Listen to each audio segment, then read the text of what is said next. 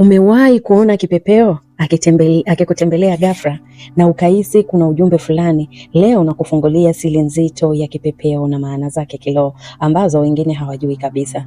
Karibu kwenye channel yetu. Kama ni mara yako ya kwanza, hakikisha umesubscribe na kubonyeza kengele. Leo tutazungumzia vipepeo na maana zao kiroho, somo ambalo linaweza kubadilisha namna unavyoona ishara zinazokuzunguka kila siku.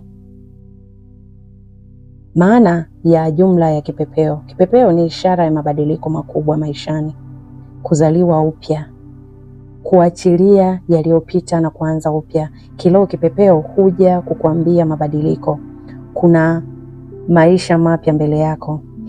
Tutaanza na kipepeo wa kwanza, kipepeo mweupe.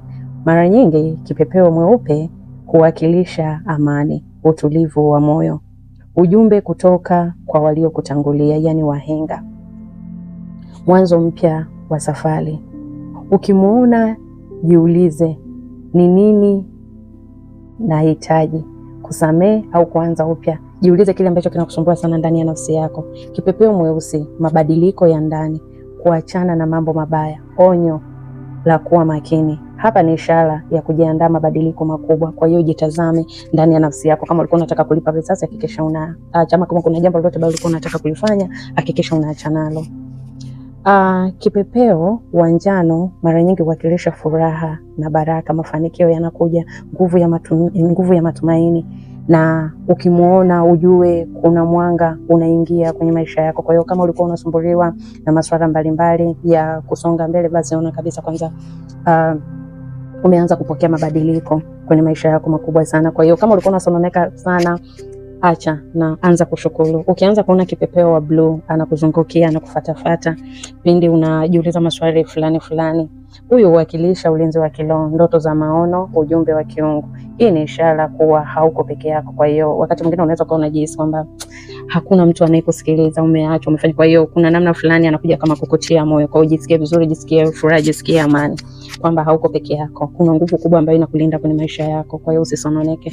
Kipepeo wa kijani huwakilisha uponyaji, ukuaji wa maisha na bahati nzuri. Inaashiria kipindi cha kupona na kustawi. Kwa hiyo kama kuna namna fulani, kuna vitu vilikuwa vimeanguka kwenye maisha yako, ama una magonjwa ama nini, kwa hiyo hii inakuja kukupa majibu kwamba uponyaji umeshaingia. Kwa hiyo ni jambo la kushukuru. Asante ulimwengu kwa uponyaji. Niko salama sasa hivi, niko mzima, kila kitu changu kinaenda sawa, biashara yangu inanyanyuka, inastawi upya. Kwa unaweza kuongea maneno ya kushukuru kama hivyo, inategemeana na kile unachokifili ndani ya nafsi yako.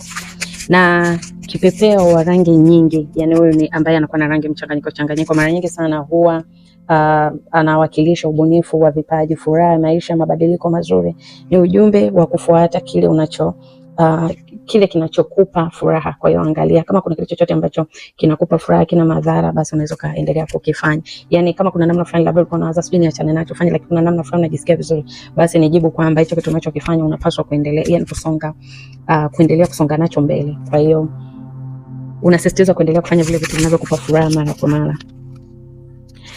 Kama kipepeo anaingia ndani ya nyumba, anakaa juu yako, anaonekana mara kwa mara, inaweza kuwa ni ishara ya ujumbe wa kiroho, mabadiliko yanayokuja, au mtu anakukumbusha kitu. Kwa hiyo hakikisha unajitafakari pindi unapomuona kipepeo yote kwenye maisha yako, ama kama mazingira unayoishi, ama kila unapotembea, zingatia aina ya vipepeo ambao unakuwa unakutana nao.